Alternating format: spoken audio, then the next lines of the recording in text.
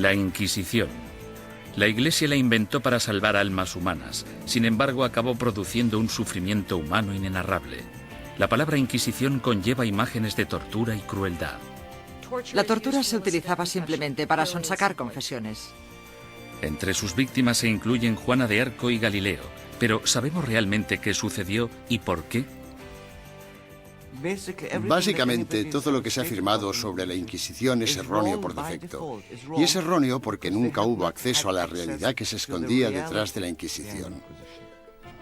La Inquisición.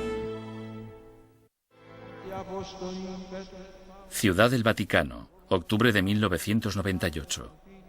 En una petición de examen de conciencia sin precedentes y en honor al año jubileo 2000, el Papa Juan Pablo II convoca a un tribunal especial de historiadores y académicos para celebrar un simposio sobre lo que él mismo denominó una fase tormentosa en la historia de la Iglesia, que hoy en día se conoce como la Inquisición. Para ayudar al tribunal en su investigación, el Papa anuncia la apertura pública de los archivos secretos de la Inquisición, unos archivos que habían estado fuera del alcance de los académicos durante casi 200 años. El pontífice, de 79 años de edad, se enfrenta así a una de las cuestiones más cruciales en su trayectoria. ¿Debería la Iglesia Católica pedir disculpas por los pecados cometidos durante la Inquisición? El tema es un polvorín de controversia, incluso entre los historiadores. Yo creo firmemente que esta disculpa era innecesaria, porque la Iglesia no fue responsable de la mayoría de las persecuciones que hemos tenido en el pasado europeo. La Iglesia sí tiene alguna responsabilidad desde un punto de vista histórico. Fuera lo que fuere lo que la Inquisición hizo mal, no se puede decir que no fuera responsabilidad del papado. Todos los académicos deben afrontar una cuestión central y perturbadora. ¿Cómo pudo una institución como la Iglesia convertirse en el instrumento a través del cual se destruyeron miles de vidas humanas durante 6 siglos? La primera respuesta implica comprender que nunca hubo una única y todopoderosa Inquisición, sino más bien instituciones independientes en España, Portugal e Italia. Lo que compartían era un oscuro y perpetuo miedo, el miedo a la herejía religiosa.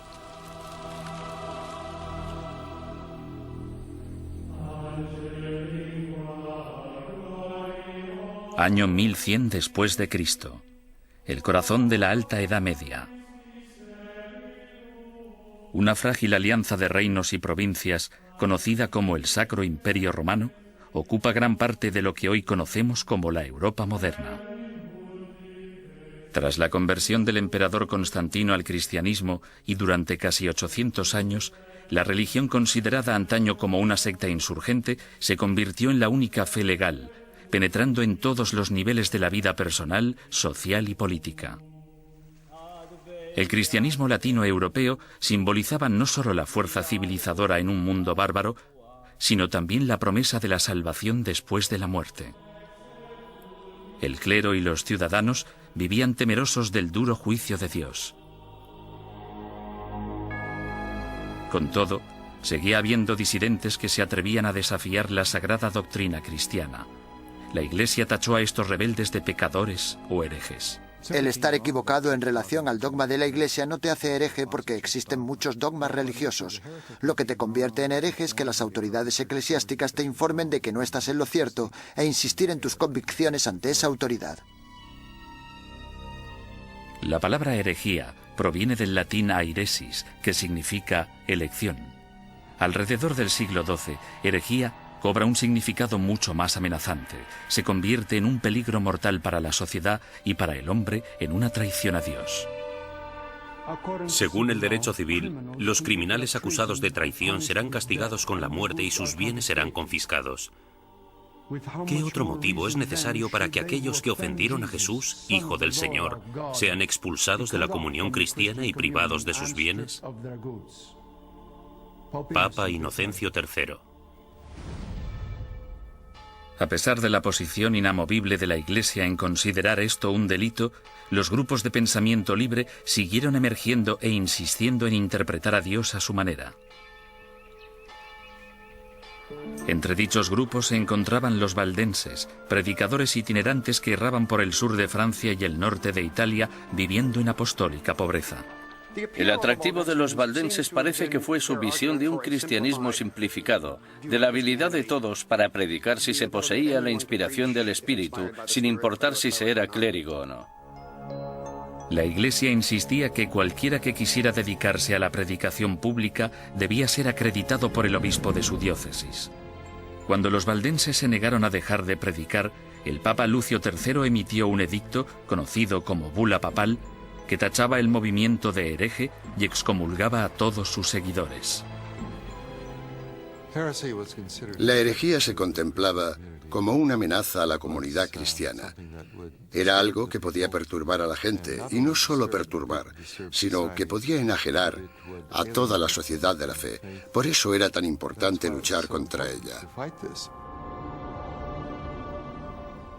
Los valdenses fueron suaves en comparación con los herejes más radicales, los cátaros. Los cátaros veían su fe como la única verdadera y se mostraban completamente hostiles ante la Iglesia establecida, a la que consideraban perniciosa. Los cátaros llamaban a sus sacerdotes perfecti o buenos cristianos. Comprometidos con una vida de estricta abstinencia, los sacerdotes no podían mentir, blasfemar, comer carne ni mantener relaciones sexuales. Acusaban a la Iglesia organizada de abusar cada vez más de su poder clerical. La austeridad de los perfecti cátaros parecía, en comparación, sumamente atractiva.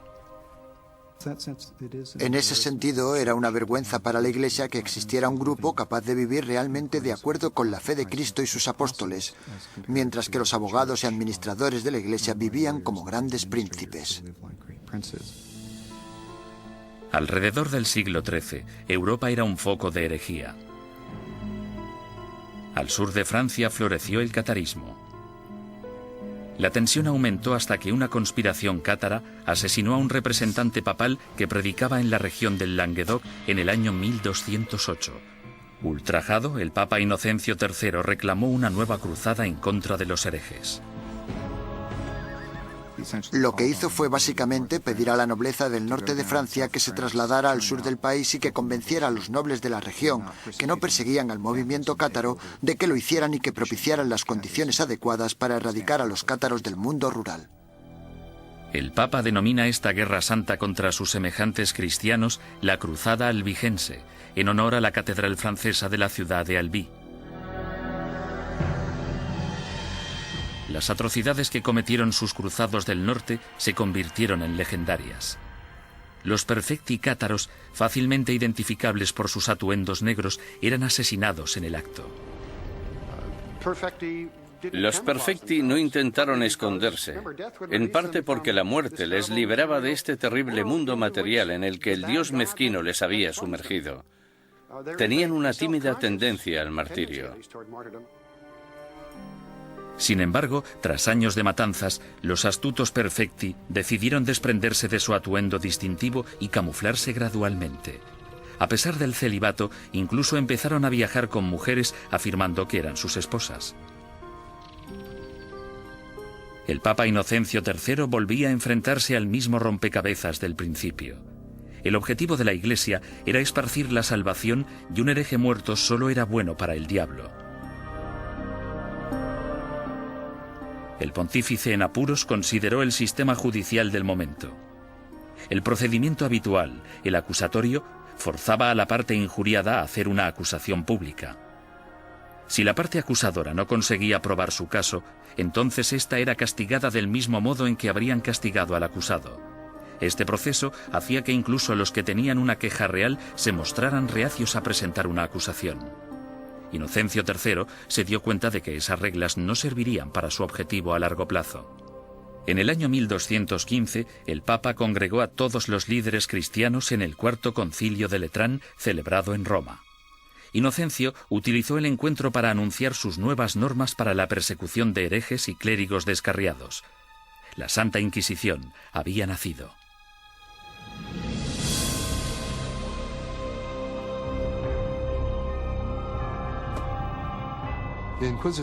El sistema de la Inquisición suponía una innovación maravillosa y se asemejaba bastante al Tribunal Popular de nuestro sistema, que emite una causa probable y una acusación. No tenían que demostrar nada, solo necesitaban tener muy claro o tener suficientes indicios que sugirieran la culpabilidad del acusado. El proceso inquisitorial de Inocencio III daba la potestad al investigador de construir un caso completo, recogiendo a escondidas las opiniones de la gente de la comunidad. En 1231, el Papa Gregorio IX inicia un concurso público para el nombramiento de nuevos agentes especiales, llamados inquisidores de la depravación hereje. Es el amanecer de la Inquisición medieval, que empieza con una venganza. El objetivo de la Inquisición es acabar con la herejía, y acabar con la herejía significa acabar con los herejes. El Papa Inocencio III fracasó en su intento de eliminar a los cátaros, la secta más poderosa del sur de Francia.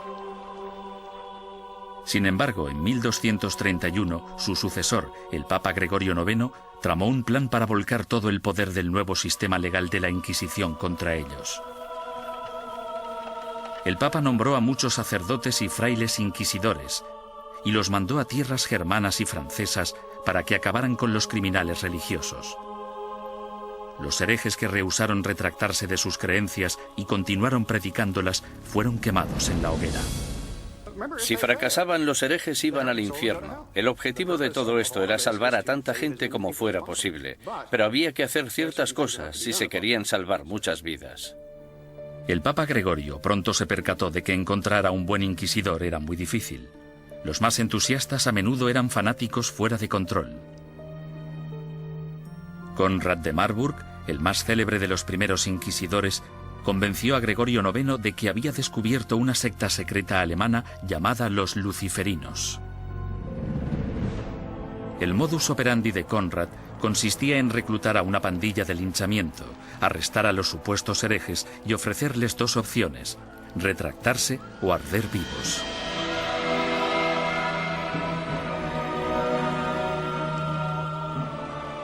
Los historiadores descubrirían más adelante que los luciferinos fueron pura ficción, una invención obsesiva que Conrad creó para impresionar al Papa. El inquisidor papal del norte de Francia no era mejor. Un cátaro convertido de nombre Robert Le Boucq acorralaba a grupos de supuestos herejes y celebraba estrepitosos juicios públicos. En un suceso devastador, 183 cátaros fueron interrogados, sentenciados y quemados vivos en un solo día.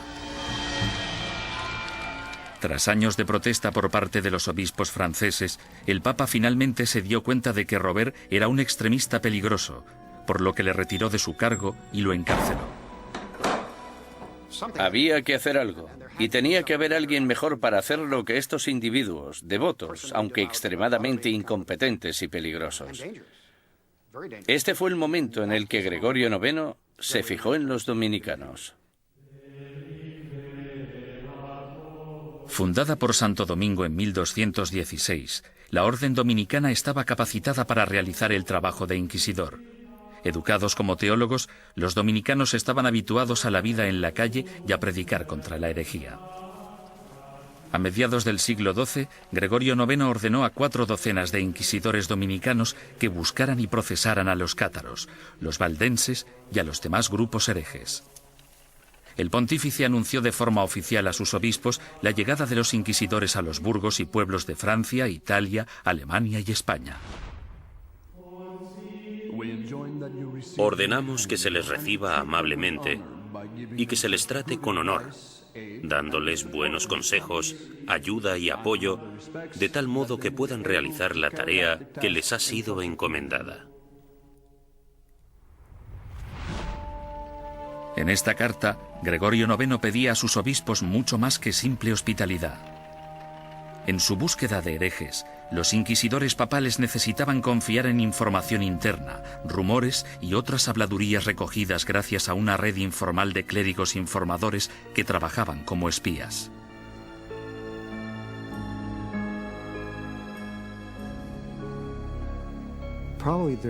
Probablemente sus mejores ojos y su mejor oído en el mundo rural eran los del clero parroquial, puesto que éste vivía en los pueblos, tenía familiares en ellos y por lo tanto estaba atento a los cotilleos locales. En sus incursiones a lo largo de la geografía, los inquisidores llegaban a un pueblo acompañados normalmente de un notario o escribiente para documentar el procedimiento o, en ocasiones, de un sirviente o un guardaespaldas. Entonces, el párroco reunía a los habitantes del pueblo para que escucharan al visitante predicar sobre los pecados y los peligros de la herejía. Una vez terminado el sermón, el inquisidor anunciaba un período de gracia durante el que cualquiera que hubiera cometido herejía podía confesar sus pecados a cambio de un trato clemente. Los que temían ser acusados o habían cometido herejía y tenían remordimientos de conciencia debían actuar durante el período de gracia, porque si lo confesaban después de dicho período, es decir, después de que se iniciara una investigación sobre ellos, la confesión no se consideraba tan sincera como si la hubieran hecho durante el período de gracia. Unas semanas más tarde, el inquisidor anunciaba el fin del período de gracia, momento en el que se iniciaba la fase más nefasta del edicto de fe. Desde ese momento, cualquier acusado se convertía en víctima de interrogatorios o arrestos. Y dado que la información siempre se daba en secreto, el inquisidor animaba a todos los buenos ciudadanos a que denunciaran a cualquier vecino que creyeran que podía ser hereje. El objetivo de las inquisiciones generales, de los edictos de gracia y los edictos de fe, era conseguir que entrara y saliera tanta gente como fuera posible de la oficina del inquisidor. Y para ello utilizaban el miedo, el terror y el interés propio. El inquisidor debía tener al menos 2 testimonios incriminatorios antes de poder seguir adelante. En ocasiones, los sujetos víctimas de investigación no sabían que eran sospechosos hasta el día que les convocaban. Durante el procedimiento inquisitorial, la mayoría de las pruebas se recopilaban antes de que tuvieras conciencia de que había una investigación en marcha. Cuando te informaban del caso, la investigación ya había finalizado. Bastante diferente al sistema actual. Conscientes del peligro de las acusaciones falsas o maliciosas, los inquisidores intentaban diferenciar las mentiras de la verdad. Cuando hacían subir al estrado a un acusado por primera vez, le hacían nombrar a todos sus enemigos. Si alguno de esos nombres coincidía con cualquiera de los nombres de la lista de testigos, el inquisidor debía desestimar ese testimonio. Sin embargo, las protecciones legales se acababan aquí. El acusado nunca llegaba a saber el nombre de quienes le acusaban, ni tampoco los motivos por los que se le acusaba. Era muy complicado demostrar tu inocencia una vez acusado por los inquisidores. Incluso los sospechosos que confesaban haber cometido herejía no podrían reconciliarse con la Iglesia hasta que dieran nombres e información de otros supuestos herejes. Si obstaculizaban la investigación, se arriesgaban a sentencias de cárcel y a perder todas sus propiedades. Si no cooperabas, los inquisidores podían reducir tu ración de comida y encadenarte a la pared. Por tanto, el principal método para conseguir que la gente confesara era simplemente encerrarlos durante largos periodos de tiempo y dejarles reflexionar. ¿Cómo llevaban los inquisidores su trabajo tan en secreto? Han sobrevivido algunos manuales prácticos dándonos una aproximación fascinante a ese período. Uno de ellos, llamado Conducta de interrogación relacionada con la depravación hereje, fue escrito por un inquisidor retirado, Bernard Guy, en el año 1324. Guy, cuyas hazañas inspiraron la novela histórica En el nombre de la rosa, ofrece docenas de investigaciones en las que recoge 17 años de experiencias de primera mano en lo que él denomina su cruzada personal contra la herejía. El objetivo de la Inquisición es acabar con la herejía. Y para acabar con la herejía, debemos acabar con los herejes. Bernard Guy, 1324. Los inquisidores se consideraban realmente una organización de combate. Eran bastante conscientes de que existían herejes y simpatizantes por todas partes y estaban muy motivados para deshacerse de ellos. En 1376, el inquisidor Nicolás Aymeric de Aragón escribió el libro Directorium Inquisitorium. En él, Describía la tenacidad y el compromiso que debía tener un inquisidor de los siglos XIV y XV, e incluso incluyó una lista práctica de trucos inteligentes utilizados para engañar a los sospechosos para que confesaran. Uno de los trucos que me asombró fue el de sentarse con una vitela pequeña en las rodillas y mirarla y comprobarla mientras la persona da su testimonio. Luego, en algún punto dices, no, lo que estás diciendo no puede ser verdad. Está clarísimo que no me estás diciendo la verdad. Y entonces el sospechoso, sometido al interrogatorio, piensa que lo que tienes es la declaración de otra persona cuando en realidad solo tienes una vitela en blanco.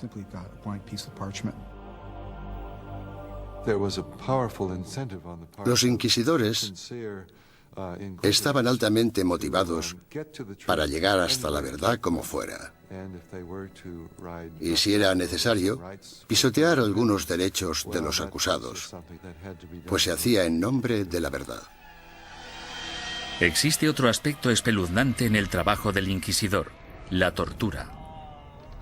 En la Edad Media se consideraba un método aceptable para la detección de mentiras siempre que hubiera razones suficientes para justificarla. En el siglo XX, cuando hablamos de tortura, pensamos en violencia física para obligar a la gente a decir la verdad. En aquel entonces, se trataba de un método para averiguar si el acusado estaba diciendo la verdad. Y este era el rol inicial de la tortura. Era un instrumento legal que entraba en juego en un momento dado del caso y bajo unas circunstancias muy específicas. Antes de 1252, la Iglesia prohibía a los inquisidores que utilizaran la tortura en sus investigaciones. Pero tras el asesinato del inquisidor Pedro Mártir en Lombardía a manos de los cátaros, el Papa Inocencio IV abrió la veda y dejó que métodos antiquísimos, en especial la tortura, entraran en la lucha contra la herejía. El oficial o párroco debe obtener de todos los herejes que capture una confesión mediante la tortura, pues de hecho son todos ladrones y asesinos de almas. Papa Inocencio IV. Por lo tanto, la tortura no fue algo inventado por los inquisidores. En este caso, solo seguían los dictámenes de la ley. La tortura se destinaba a dos tipos de prisioneros: los que se negaban a retractarse y los que parecían saber más de lo que contaban. Los inquisidores escogían la técnica de la tortura, pero dejaban el trabajo en manos de torturadores profesionales, expertos en causar dolor. Para empezar, debían describir la tortura a la persona. Luego debían mostrar los instrumentos de la tortura al acusado. Y tras dar 3 o 4 pasos como estos, el acusado sufría alguno de esos métodos de tortura. Sin embargo, dicho acusado podía decir en cualquier momento: ya he tenido suficiente. La estrapada era uno de los métodos de tortura más populares en la Edad Media y el Renacimiento. Las manos del acusado se le ataban a la espalda y a una cuerda que se colgaba de una viga en el techo. En algunas ocasiones se añadían pesos en los pies de la víctima. Una vez izado, se bajaba al prisionero y se le volvía a levantar de un tirón o se le sacudía violentamente. Los atornilladores de piernas o las prensas de espinillas eran instrumentos mecánicamente más sofisticados para causar dolor. Con cada vuelta de tornillo, más aguda se volvía la presión sobre las piernas del prisionero. En medio de toda esta mutilación se encontraba el notario del inquisidor, apuntando con esmero y fidelidad los acontecimientos de la sesión y listo para anotar la confesión tan pronto se produjera. El clero justificaba todo esto como un acto de benevolencia. Al fin y al cabo, si la tortura llevaba a la confesión, el injuriador podía finalmente reconciliarse con Dios y recibir la salvación. Si la confesión se realizaba durante la tortura, el proceso consistía en liberar al acusado de los instrumentos de tortura y permitir que se recuperara. Luego se le repetía la pregunta para comprobar si el acusado solo se había dejado llevar por el miedo al dolor o si realmente había dicho la verdad. Con todas esas técnicas a su disposición, no resulta sorprendente que los inquisidores fueran convincentes en casi un 90% de los casos. ¿Podía la herejía estar realmente tan extendida? ¿O eran los inquisidores los que utilizaban su poder para asustar a la gente y obligarles a hacer confesiones falsas? En mi opinión, uno de los mayores problemas a la hora de trabajar con los informes de la Inquisición es determinar hasta qué punto podemos creer nada de lo que está escrito en ellos, porque los inquisidores, si querían, podían hacer confesar casi todo a cualquiera. Aunque para los culpables de herejía, lo más temido era el día del juicio. No podías hacer nada para huir de ellos, porque estaban obligados a ejecutarte. Durante los siglos XIII y XIV, los inquisidores papales siguieron su camino por el sur de Europa, recogiendo acusaciones e investigaciones de herejes. Estos sacerdotes se veían como soldados de primera línea de Dios, en guerra por la salvación de las almas, pero dejaban atrás un campo de batalla repleto de bajas. La Inquisición asustaba a los ciudadanos y les obligaba a traicionar a sus amigos y vecinos, destruyendo familias y convirtiendo comunidades pacíficas en una fábrica de mentiras y sospechas. A lo largo y ancho del Sacro Imperio Romano y de los reinos y principados de Europa, los ciudadanos esperaban el sermo generalis o el juicio del proceso inquisitorio. Los castigos o penitencias iban desde el azotamiento público al encarcelamiento o a los trabajos forzados. A menudo se obligaba a los convictos a llevar ropa distintiva para hacer pública su vergüenza. Lo habitual es que llevaran una cruz amarilla en sus ropas, una en la parte delantera y otra en la espalda, y tenían que llevarlas siempre que salieran a la calle. No podían ocultarlas con nada, y si se caían se suponía que debían reponerlas. Los que iban marcados con la cruz amarilla se convertían en parias de la comunidad, pero su destino era clemente comparado con las penitencias que sufrían los herejes reincidentes, es decir, los que se retractaban y luego volvían a sus viejas costumbres. Su castigo era la ejecución.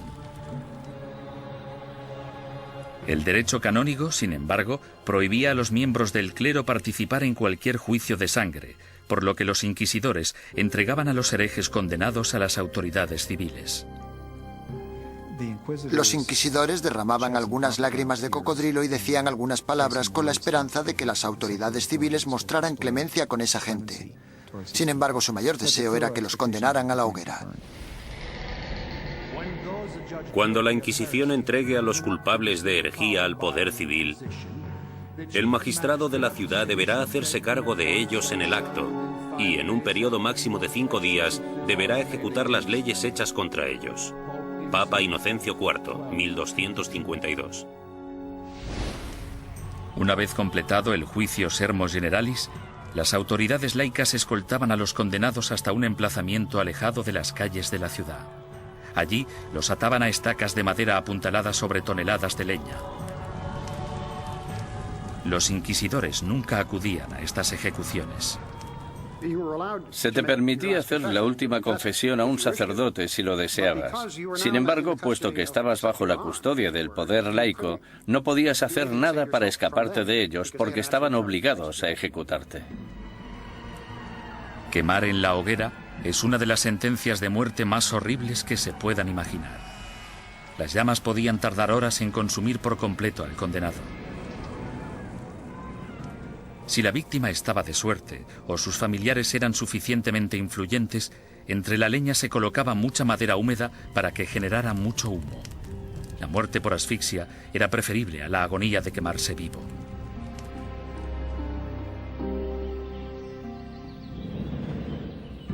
Ni siquiera la muerte podía liberarte de las garras de la Inquisición.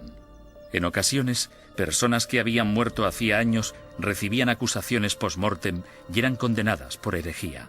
Se saqueaban sus tumbas y se lanzaban sus restos a la hoguera. Desgraciadamente para la familia del fallecido, lo peor aún estaba por llegar. Las autoridades civiles confiscaban automáticamente todas las propiedades de los herejes fallecidos, dejando desvalidos a sus esposas e hijos sin importar su lealtad religiosa. La mañana siguiente a una ejecución a menudo atraía a los coleccionistas de reliquias, basureros que acudían con sacos a barrer las cenizas en busca de piezas de cadáveres.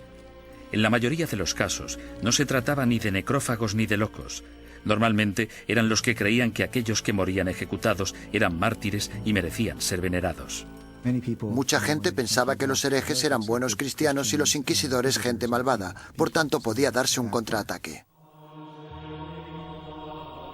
El siglo XIV fue testigo del punto más álgido de la campaña de la Inquisición. Gracias a su inmenso poder, la Iglesia combatía la traición con la misma dureza incluso contra sus propios rangos. Cuando un grupo de franciscanos decidió desvincularse de la orden y llamarse a sí mismos franciscanos espirituales, el Papa Juan XXII les acusó de abandonar los ideales de su fundador, San Francisco de Asís, y ordenó a la Inquisición que acabara con ellos.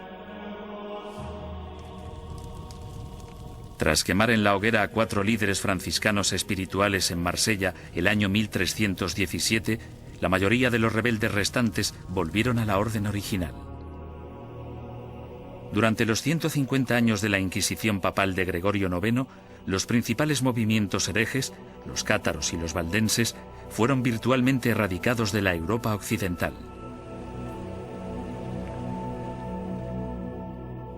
Al reducirse el número de herejes, parecía que la Inquisición acabaría desapareciendo por completo. Sin embargo, el negocio de la cacería y el castigo de brujas resucitó el proceso con una venganza durante el siglo XIV. Se consideraba herejía, puesto que se creía que para conseguir poderes el hechicero debía renunciar a Dios y a su bautismo. Es decir, que debía romper un contrato y rendir algún tipo de homenaje al diablo para poder conseguir esos poderes. El diablo nunca da nada a cambio de nada. La política corrompió los primeros casos de brujería.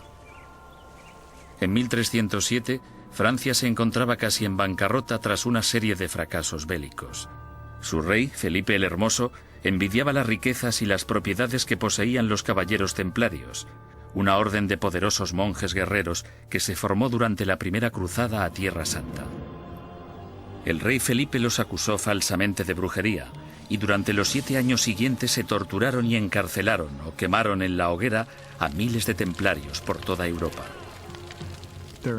Ningún historiador moderno cree que los templarios fueran objetivamente culpables de los cargos que se les imputaron: sodomía, adoración al diablo, herejía, etcétera, etcétera.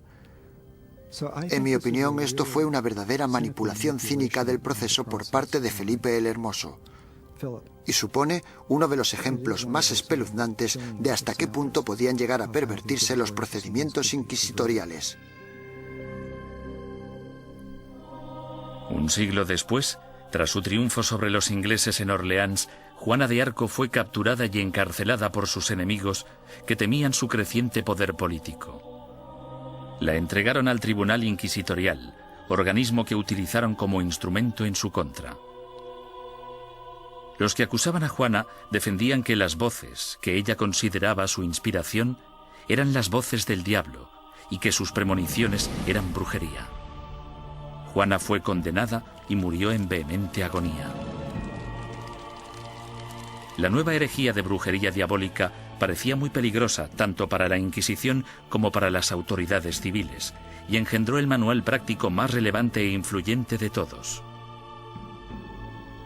Publicado en 1486, Malleus Maleficarum, o El martillo de las brujas, proporcionaba apoyo teológico, consejos legales y varias técnicas para acusar, torturar y sentenciar a las brujas. Se trata de un documento infame, puesto que crea la imagen arquetípica de la mujer bruja, además de ser una de las obras de todo el mundo literario que muestra más abiertamente su misoginia. Cuando una mujer piensa por sí misma, solo piensa en cosas malas. Como son más débiles de cuerpo y alma, no resulta sorprendente que puedan sucumbir al hechizo de la brujería. Toda brujería procede de la lujuria carnal que en las mujeres es insaciable. Malleus Maleficarum. La historia ha demostrado que uno de los autores de Malleus Maleficarum, un inquisidor de nombre Heinrich Kramer, tenía ciertos problemas para controlar su propia insaciable lujuria carnal. En el año 1485, Kramer fue acusado de llevar a cabo una inquisición en la región de Innsbruck, lo que ahora es Austria. Él mismo se buscó los problemas porque la mayoría de los interrogados eran mujeres y las preguntas tenían relación con sus actividades sexuales. Alarmado por la manifiesta obsesión sexual de Kramer, el obispo ordenó que destituyeran al inquisidor y que liberaran a todos sus prisioneros. 2 años más tarde apareció Malleus Maleficarum. Nació de la frustración de Kramer por la experiencia de Innsbruck y de la furiosa misoginia que sufría. Durante los siguientes 200 años, el Malleus Maleficarum se convirtió en un bestseller y llegó a ser publicado en 4 lenguas distintas. Estaba destinado a convertirse en la principal fuente de inspiración de los cazadores de brujas laicos, católicos y protestantes que aterrorizarían Europa y Norteamérica durante los siglos XVII y XVIII. Durante el siglo XV, sin una nueva política ni postura por parte del papado, la Inquisición empezó a desvanecerse poco a poco. Por lo general, los tribunales inquisitoriales se mantenían en activo solo si un inquisidor en particular quería seguir persiguiendo la herejía. Si no quería, no pasaba nada. Y así fue como los tribunales fueron perdiendo fuerza. Sin embargo, en España, la astucia política del rey y la devoción de la reina se apoderaron del proceso inquisitorio e hicieron que su aterrador poder recayera en su propia gente. El número de personas que se quemaban vivas en una misma hoguera era pasmoso, incluso para los estándares actuales.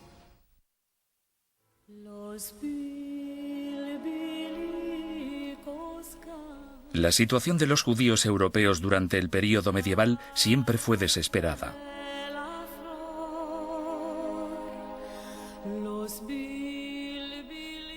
Expulsados de una nación tras otra, a partir del siglo IV, algunos finalmente se establecieron en España.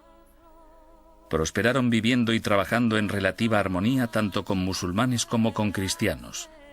Pero a finales del siglo XIV, una serie de problemas económicos y levantamientos sociales despertaron antiguos prejuicios. En las décadas de 1380 y 1390, amotinamientos en contra de los judíos provocaron el incendio de sinagogas y el asesinato de miles de judíos. La solución de las autoridades españolas fue expulsar del país a todos los judíos que no se convirtieran al cristianismo. Muchos decidieron marcharse, otros, sin embargo, hartos de una persecución sin fin, optaron por abandonar la religión de sus antepasados para poder quedarse en España. La conversión en masa de los judíos el año 1391 en España es casi única en la historia judía. En muy pocas ocasiones se había conseguido que tantos judíos se convirtieran al mismo tiempo junto con sus rabinos y sus riquezas. Esto redujo en gran número la población de judíos en España. Debido, al menos en parte, a su antigua ética cultural de escolarización y esfuerzo continuo, estos nuevos cristianos, llamados conversos, prosperaron durante las décadas siguientes. Como judíos habría sido ilegal que realizaran ciertos trabajos o que ocuparan ciertas posiciones en el gobierno. Sin embargo, como cristianos las posibilidades abundaban. Desde los inicios de la historia de la conversión de los judíos, tenemos a conversos obispos, conversos ministros, conversos líderes financieros.